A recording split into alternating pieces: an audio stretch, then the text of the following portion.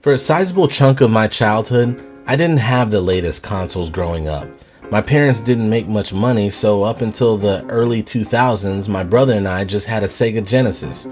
When Sega announced the end of the Dreamcast support and their subsequent drop out of the console market, my dad and my mom collaborated to get us a used Dreamcast at the local Bookman's. They knew just how much I loved the games on the Genesis, especially Sonic, so they surprised me with the Dreamcast one day, along with a copy of Sonic Adventure. I can still recall the mixture of excitement and wonder, along with the slight confusion I experienced as I would play Sonic Adventure over and over again every day from the beginning of the game until as far as I could progress before figuring out what a memory card was. I'm sure it was tough for 10-year-old me to explain the importance of having a memory card to my parents, since it was a brand new concept to us and was just gonna cost more money. But it must have went well, since I don't remember them really pushing back on it. That aside, it was a special time for me as a kid.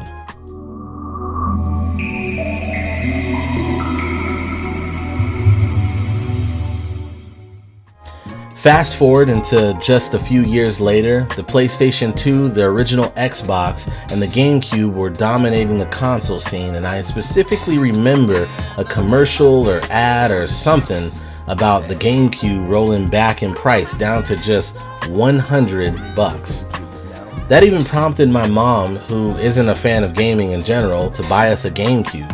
This was the first time that my brother and I was finally able to own a console during its life cycle. And looking back, I realized that if it wasn't for Nintendo pricing its hardware in such a way to accommodate us poor folks, we probably would have continued our tradition of showing up a generation or two late to play consoles after their release.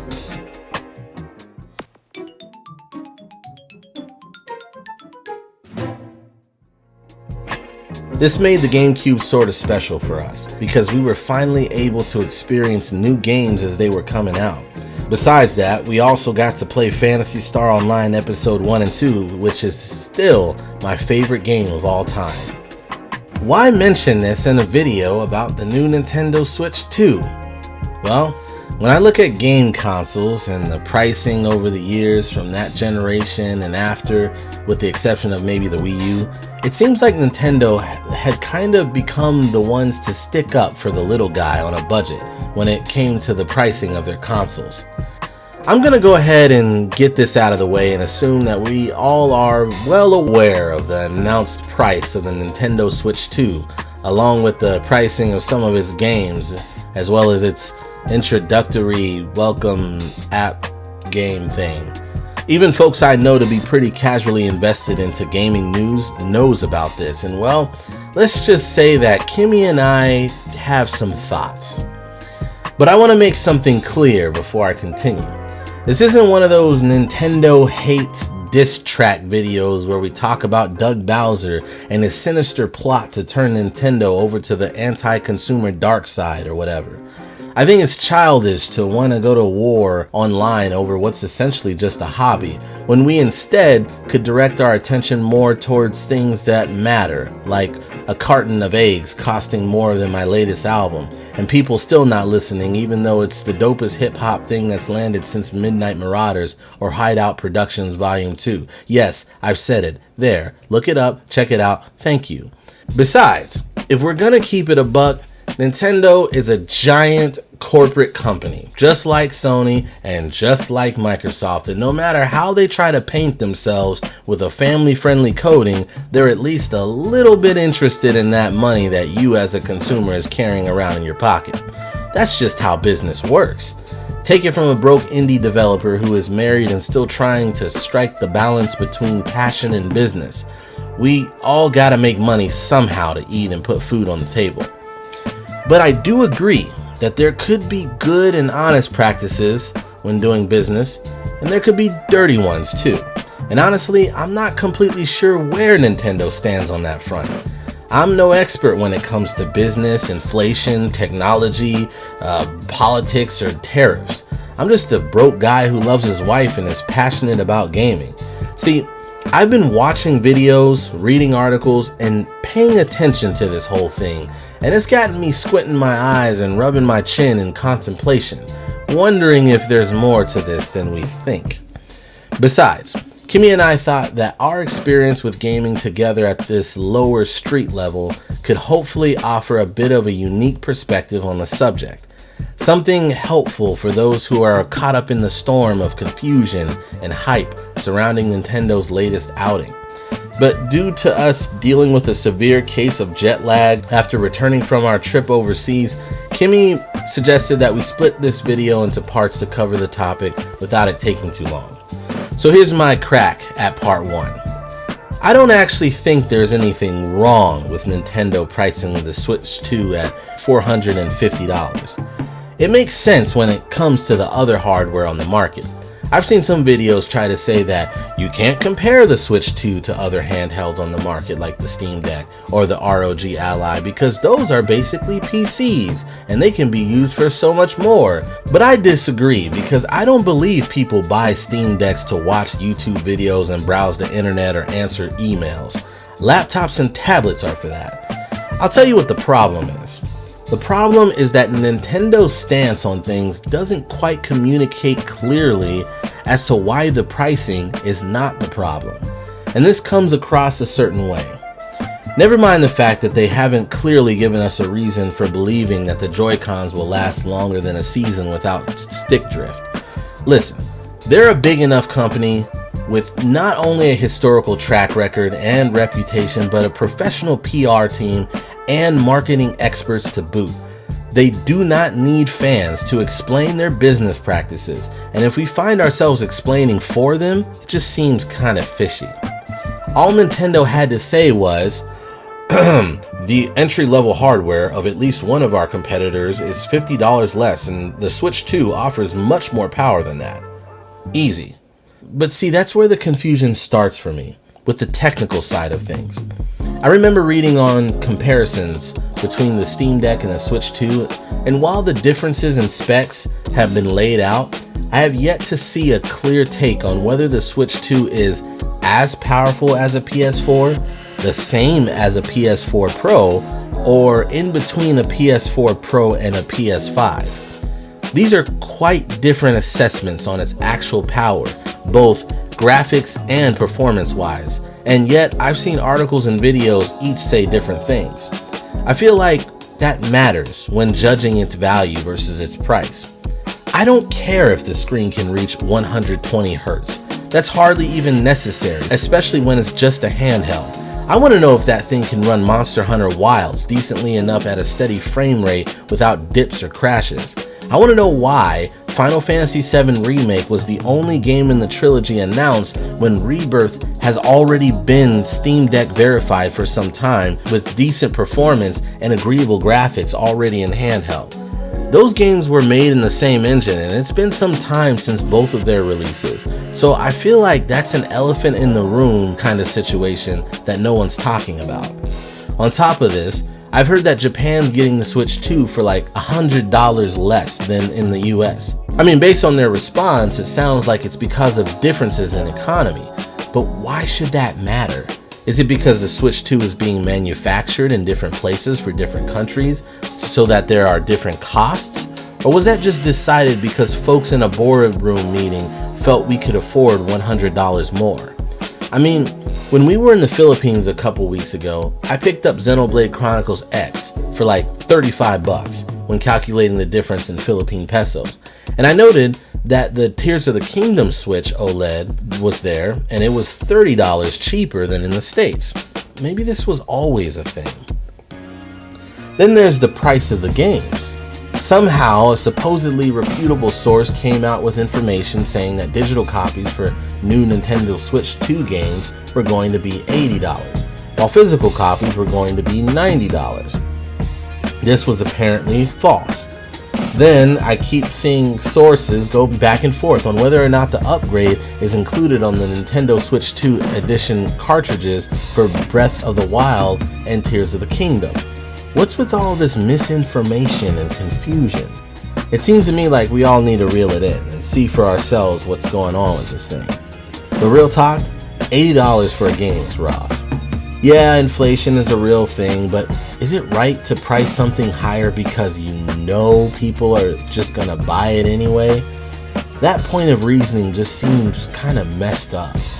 Nintendo has gone on record to basically say that the new pricing is due to quality. They feel that the amount of content and replayability in Mario Kart World, for example, adds up to being $80. And they're making it sound like they've always done this. So, I guess with that mentality, Super Smash Bros. Melee should have been $100 instead of just $50. People were still playing that.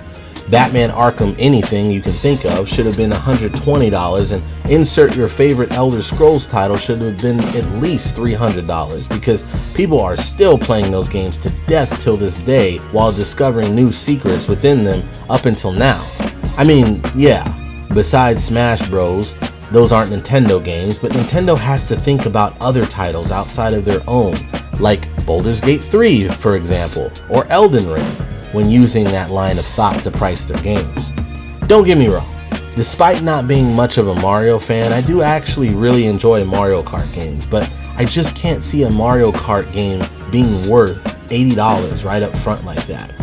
Kimmie and I have been collecting Nintendo Switch titles in the last couple of years, and even though I really enjoyed Mario Kart 8 Deluxe, there's a reason why we still don't own a copy. It never goes on sale for anything less than around $40. For me, a kart racer just isn't worth it. Mario Kart just isn't the kind of game you sink countless hours into. I don't care if they make it open world, and I'm giving them the benefit of the doubt. This could be like the return of Need for Speed Underground 2 all over again, minus the dope soundtrack, where it's open world and you can customize your vehicle, and maybe they'll even throw in some collectathon systems to sprinkle a little bit of that Breath of the Wild stink in there with exploration and progression systems and all of that. But it's still just a kart racer, homie. I'm sorry, I just don't see it. Ever heard of a game called Fantasy Life? Yeah, that mysterious but cute little game that keeps cropping up every now and then on every other Nintendo Direct. That will probably be worthy of an $80 price tag, but we're getting it for $50, a price, mind you, that used to be the standard for a fresh premium Nintendo title. Then there's the welcome app game thing. $10 isn't a lot of money at all, but it seems strange to sell what's basically a console tutorial or tech demo. I can't think of any kind of person that would buy this besides a confused grandma trying to find something cheap to include with the system for their grandchildren to play. They said that it would help people discover the console's features or something, but isn't that for the developers to figure out and then explain within their own tutorials how those features are used within each game? Who is this for? Echoing my thoughts in the beginning of this video, I don't think Nintendo is wrong for pricing things the way they have. They have every right to price their products and services however they want to. But I think that the pricing and their statements on all of this have brought on more questions than answers. I feel like Nintendo has always been the entry-level point for folks to get into gaming, so it all just seems incredibly tone-deaf to go this route. I'm also concerned about this eventually setting a new standard in premium game prices across the industry as well. It's already hard to budget out multiplayer games between me and my wife, having to buy 2 copies of a game at premium price. So if the prices go up, we're looking at the cost of a used Nintendo Switch Lite just to play certain games like Monster Hunter together. I think the real question here is, could they have handled this differently? If 10-year-old me was able to successfully explain to my broke parents why an extra accessory was required for me and my brother to fully enjoy our Dreamcast back in the day, why couldn't Nintendo figure this one out? When you have successful Japanese publishers like Capcom saying stuff like, in a year or 2, our $70 games will be on sale for a fraction of the price, it makes you wonder what the actual discussions behind the scenes were within Nintendo. Forget the marketing experts. We know that just about everyone and their cousins grandmas have been anticipating the Switch 2. Considering that and the fact that the original Switch was one of the most successful consoles of all time, it makes you wonder if it would have been better to aim for getting the new console into as many hands as possible rather than adding silly features like a mouse function and budget Discord and then telling people to stick to the original Switch if you can't afford it. Again, tone deaf. Well, at least they're bringing back the GameCube with the online service. Ironically enough, it doesn't feel like the budget release that it once was before, but hey, I'll take it. Now, it would be perfect if we saw them add Phantasy Star Online Episode 1 and 2 to the lineup there. I'd pay $200 for that mess. Jokes aside, these are just my thoughts on the matter. But what do you guys think about all this? Are you planning to pre-order a Switch 2 or get one as soon as it drops? Are you thinking about waiting, or are you taking a vow to boycott the Nintendo Switch 2 because Doug Bowser has revealed himself to be a Sith Lord?